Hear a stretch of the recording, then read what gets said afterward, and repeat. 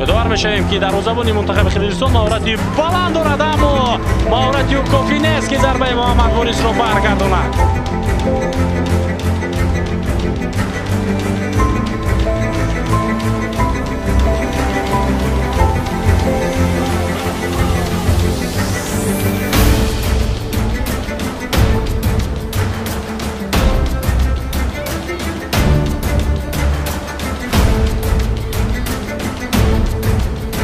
لیچونی عینی فرصت هست برای زدن ضربه و گل!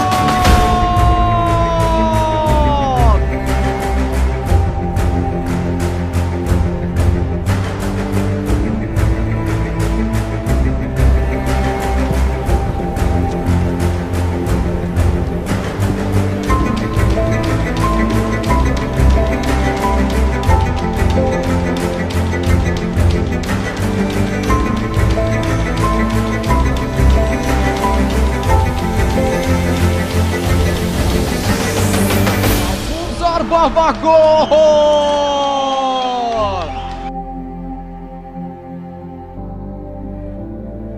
این چگونه گل بود در اجرای کبیر سلیم شویب.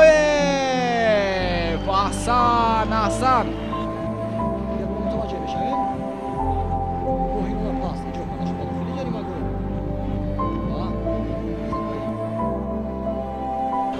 خیلی جریمه گل ضربه و گل! گل گل گل گل گل گل گل! عبدالفتاح خدای داد داده.